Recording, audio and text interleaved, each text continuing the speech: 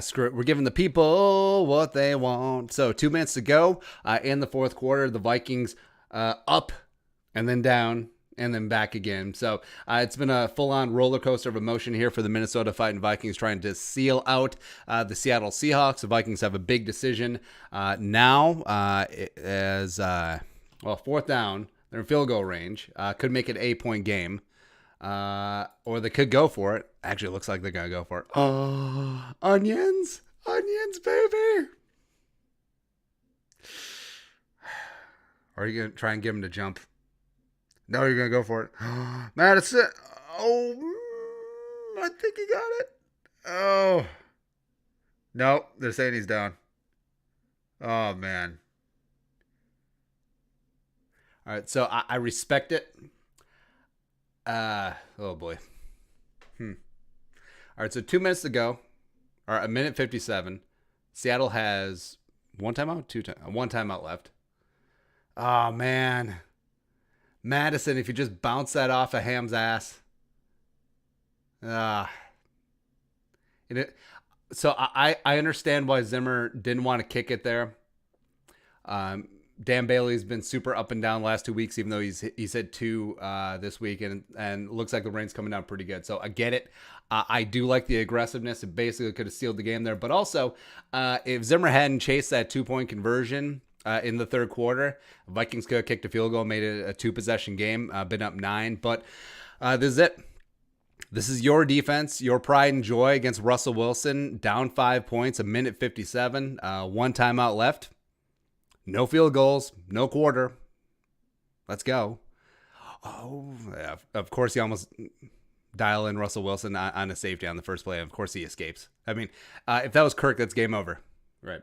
But now, I mean, this has got to be Yannick Ngakoue time, because he set Dwayne Brown up the entire game.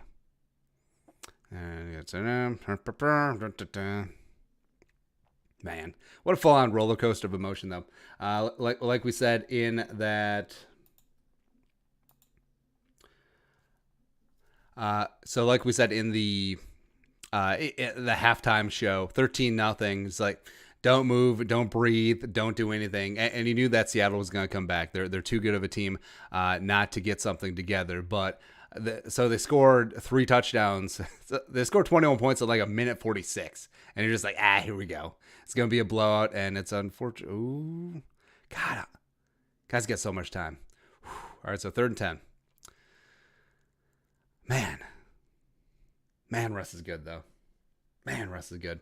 All right, so 3rd and 10, minute 27. Seattle still has a timeout left. Whew. Overall, this Vikings defense has, to a degree, held Metcalf and Lockett in check. I mean, Metcalf, of course, had that touchdown on Dancer, which is unfortunate. Well, who's that on? I have that in my notes.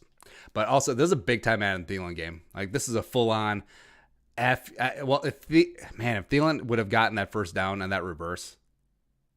I forget who the Seattle defender was that smacked him, though. Ooh, Kendricks. Okay, 4th down. 4th down. Can the Zimmer Hellfire defense get a stop one time? And then Seattle's got one timeout. Vikings can run the clock out. Can this happen? Can this happen just one time? Man. This Vikings team showed in the first half that they could play with anyone. Also, even though he threw that boneheaded floater interception to KJ, I respect the hell out of what Kirk Cousins has done in the second half. It's similar to... They're not going to take the last time out, huh? All right. Vikings, 5 defensive backs. It's on. No, of course. Okay, minute 14. That's almost as deflating as the Mackenzie Alexander 4th and 10 in the Minneapolis Miracle game. Come on, Dantzler.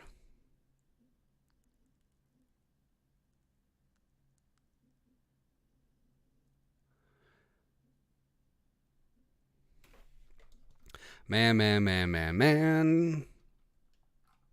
Blame it on the rain.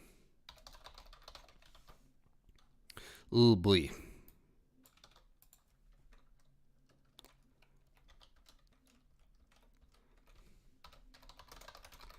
I mean, that was ball game right there. All right, so 2nd and 10. Ball on 38.5 yard line. Roy's got trips to the right. Come on, Yannick. All right, can we at least get like a holding call, please? And just tick, tick, tick, tick, tick.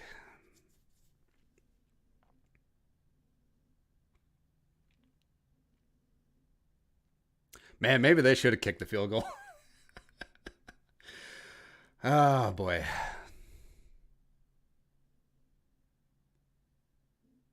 Man, this is torturous. Just is, but I guess that's what being a fan's all about. 1st and 10. Duck. All right. And also, what's so annoying is that either the receiver gets out of bounds or it's an incomplete pass. So it's like the last 2 minutes of an NBA game. It just takes an hour. So they still have 56 seconds left. That's basically an eternity, plus a timeout. God. Or too much time for Kirk. I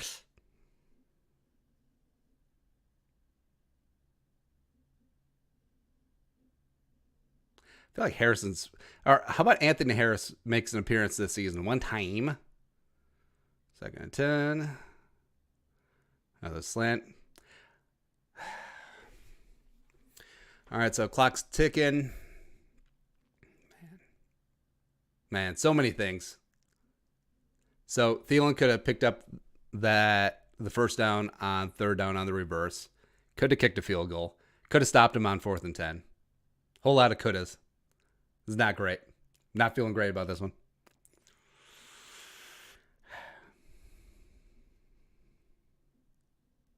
All right, 2nd and goal.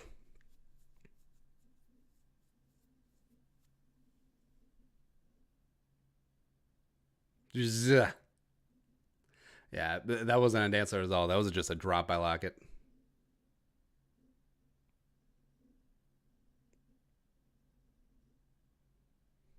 And they still have the freaking timeout left.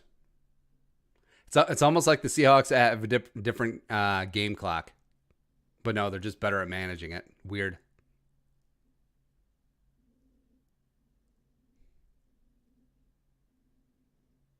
Yeah, there it is.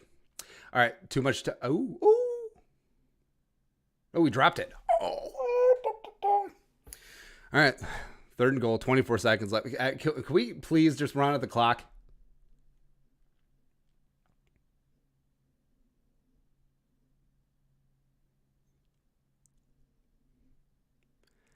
My God.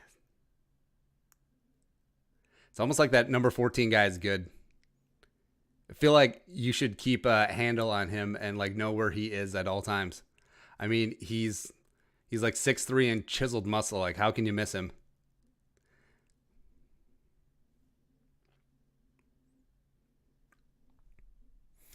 Third and goal. Here we go. At least they can't get a first down.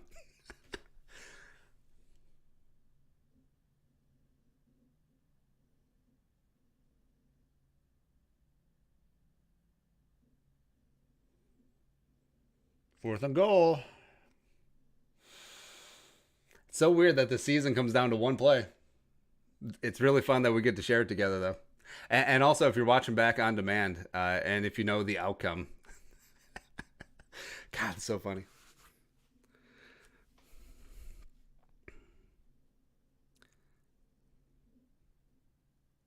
Fourth and goal, 20 seconds left. Vikings should take a timeout.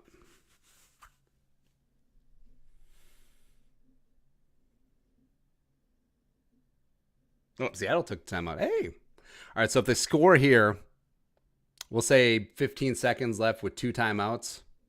Vikings would have to get to roughly the 35. I will say 40. 57-yard shot in the driving rain. Why not? Why the hell not? But hey, thanks a lot, Jerome's, for coming along on the live stream. It's always good times. All right, working through our winners and losers right now. All right, so Thielen's obviously winner. 9 for 80, 2 touchdowns on 13. Kirk Cousins, 26, 38, 4, 239, 2 touchdown.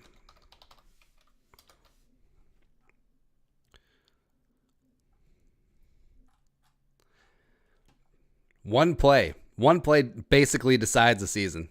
How absolutely crazy is that?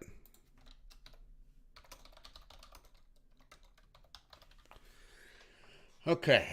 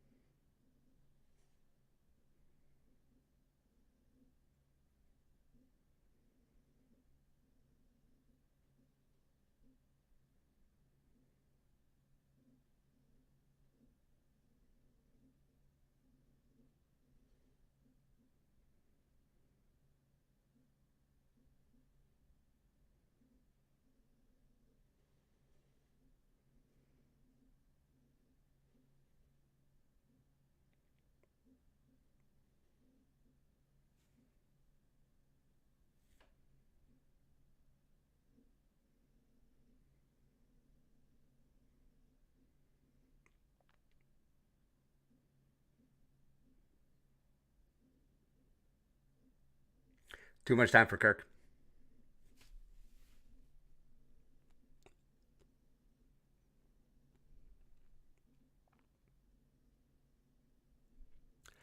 So I guess maybe they should have kicked the field goal. I don't know. It's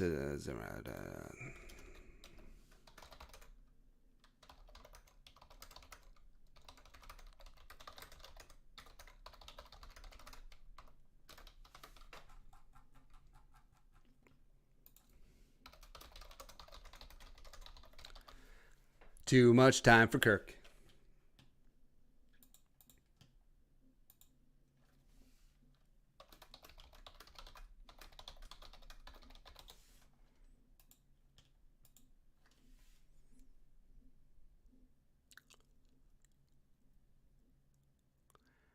So this is a whole game of woulda, coulda, shoulda. So up 13 points in the first half, and then the whole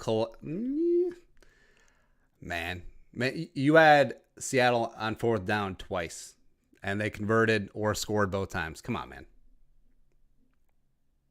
Harrison ain't happy. No one's happy right now. Shoot. All right, so 15 seconds left. Got 2 timeouts. It's not impossible, that's for sure. But also, I feel like Zimmer just got like Zimmer is a guy who never gambled in his life and they just did all the gambling in one night. Just went full degen. Where I respect the aggressiveness in the first half going for it on fourth down. I did not understand the chasing points in the third quarter. Right after he chased points incorrectly with 11 minutes left against the Titans. I mean, that 1 point would have been nice to have. And then, last gasp, sure, you can say hindsight. All right, here we go. You can say hindsight, but going up 8 as opposed to just that. All right, so the Vikings have to get to roughly the 35. All right, so Rudy got out of bounds. Cool.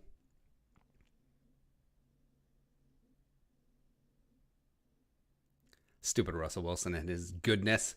Why is Russell Wilson so good? Vikings had a 94% winning from fourth and inches from the Seattle 6. Little boy.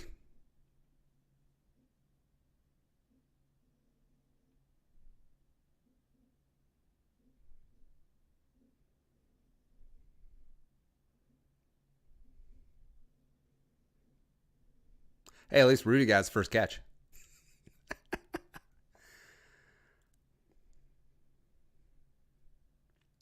At least the schedule opens up after this. So we got winless Falcons. You got the stupid, greasy, grimy Green Bay Packers. Season saver right there. Oh, damn it. Then we got another one of those stupid things. And that's it. That's all she wrote. All right, so Vikings fall, unfortunately. Yeah, there's a lot of things here. So overall, there's a lot of positives to take away. Now, obviously, blowing this really sucks. I mean, this would have been a shock the world. No one believed in the Vikings in this spot. Oh, by the way, if you took the points, you're a winner. But this did show that the Vikings could stand toe-to-toe with some of the best teams in the league. They just didn't seal it at the end. And yeah, you could say that if Dalvin doesn't pull his groin, they win the game. If they actually do some halftime adjustments, if they actually don't just implode in a minute 50, start the second half, they win. If Kirk doesn't throw that lazy jabroni interception, they probably win. If Zimmer didn't chase points and then he just decided to kick the field goal at the end, they win. So overall, man. All right, so Vikings 1-4. Like we said, the schedule does open up. Let's pull this. All right, so penciling in, it's dangerous, but if you pencil in a win against the Falcons, that's 2-4, especially if Julio doesn't play. Get the bye week, extra time to prepare for the Packers. Then you get the Lions at home. You're at Chicago, who I do not believe in the slightest. Sorry. Then Dallas without Dak, which is unfortunate, but Dallas is a flawed team as well. And then Panthers, 1-3 in a row. Teddy, super feisty. Maybe McCaffrey's back by then.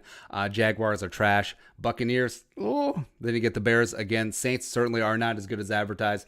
Then you have the Lions. So it would have been phenomenal to have this one.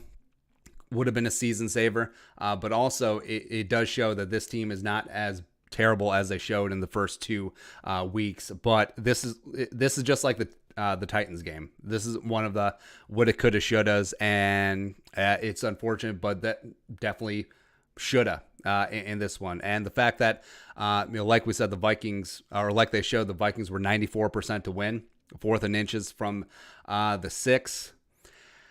They didn't pick it up. Madison, if he would have followed Ham to the right, would have picked it up. That would have been ball game. If they would have kicked the field goal, would have been up 8. Been a much different game. If Zimmer hadn't chased points, it would have been up 9. So that's 2 possessions. And then on that final Russell Wilson drive, which he just proved why he's Russell friggin' Wilson, you had him on 4th down twice, including a 4th and 10. So Dantzler got shelled. Dantzler did not have a good night tonight. Just like, so it's basically had 4 penalties. Maybe 5. One was declined. So he had numerous penalties, was responsible for numerous pressures. And overall, even though he had some positive plays in the run game, there was a lot of stinkers in there as well, especially in 3rd and 1, 4th and 1 in the first half. So it's not ideal. And also, frankly, I mean, the Vikings, they need to replace Drew Samia. And I know this is a whole karmic payback for saying, who could be worse than Pat Elflein? We get it. We get it, but this is just letting down the teammates. This is letting down the rest of the offensive line and every single player on this team to let Drew Samia continue to just be out there. So it's just unfortunate, but yeah, this is just rough. But of course, season saunters on. Like we said, just get a win against Seattle. That's 2-4. Heading to the bye. Try and do something against the greasy, grimy Green Bay Packers. And as we point out, the 4 defenses that the Packers have played, the 4 teams have not been great. So congratulations there. So it's tough. So this is probably the most frustrating thing about it, is that this team has showed how feisty they are, how tough they physically can be, how competitive they can be, and then they just give it away. They just give it away now. It's not great, but see, MVP of the game, probably going to be Adam Thielen, 9 catches for 80 yards and 2 touchdowns on 13 targets. He really did put this passing game on his back. It was quiet in the first half. It was the Dalvin Cook show. Dalvin ended up with, let's see here, 22 touches for, I'm good at math, 89 combined yards and a touchdown. And just, I was hoping that it was just a cramp, coming out of halftime. Dalvin didn't get properly warmed up, and it was a pretty nonchalant play. So we'll see what his availability is. Alexander Madison had himself a damn fine game, 20 carries for a $112. And that final drive when the Vikings were running the clock and just punching the Seahawks in the mouth over and over and over again, it's just, man, it's just frustrating. But it does show that Madison, if Dalvin does miss time, can certainly carry the offense for a hot second. But man, this is rough. This is rough. I mean, I would say this one is less frustrating than the Titans game, mainly because the Titans are not that good, and this one is just more, it's Russell freaking Wilson. But the Vikings certainly had their opportunities to put this one away, and they didn't. They didn't. So, the whole tank for Trevor crew, they get some more ammunition. But, yeah, good luck catching the Jets and the Giants, and as well as, hell, good luck catching the Falcons, man. Falcons are a bad team, so we'll see what happens there. But, yeah, this is just a frustrating one where Vikings get this one done. Would have had a ton of momentum rolling into week 6 and then also into the bye. But, I mean, if a couple bad decisions here or there aren't made, this Vikings team is 3-2. You get off the mat after 2 atrocious first 2 weeks. You finish out the Titans at home. You beat the lowly Texans, get Bill O'Brien fired. And then this one, this one's rough. Now, again, I don't think that they would fire Zimmer because of the 3 years remaining on his contract. I don't think they would pay that out, but they've done it before with Brad Childress. And this one was just a cavalcade of errors at the end. This loss is straight up on Mike Zimmer. And it really sucks because he had a great game plan in that first half. But then mistake after mistake after mistake, going for it when you didn't have to, going for 2 when you didn't have to, deciding to go for it at the end there. And then, of course, your defense letting Russell Wilson just march the length of the field, march 94. What was it, 94 yards? Yeah, it had to be, right?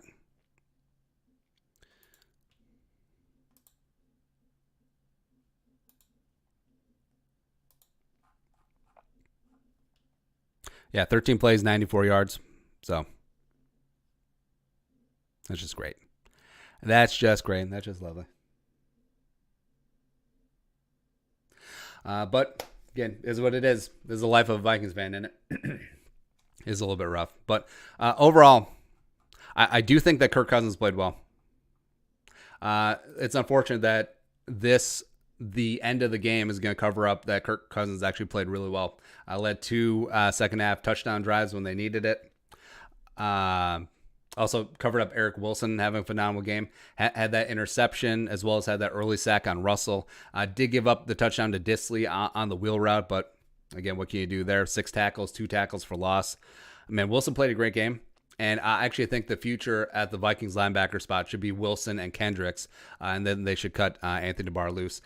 So this pass rush, which has been much maligned throughout the season, rightfully so. So without Danielle Hunter, they actually got some heat on Russ. They have 4 sacks in the first half, but in the second half Seahawks adjusted well. Afadi got home on a sack. Yannick got one. James friggin' Lynch. James Lynch. How many snaps did he play? Like maybe a handful, like maybe 6 or 7. But he got home by pushing back a 350-pound guard, Damian Lewis. So,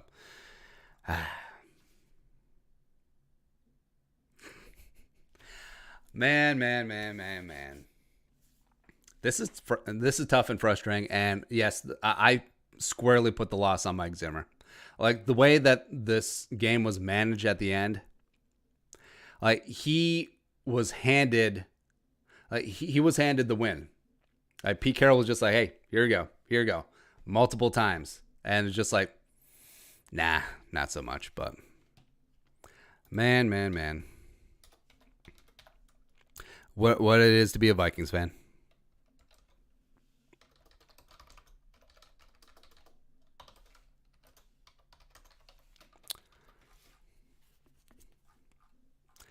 But keep hope alive. So that's it. That is the recap live stream. If you're new to the channel, subscribe. Daily Vikings takes. Woo! Good times. We'll have our 5 winners and losers video in a hot second, but yeah, keep up alive. Happy Monday tomorrow. Cool. Skull, production value.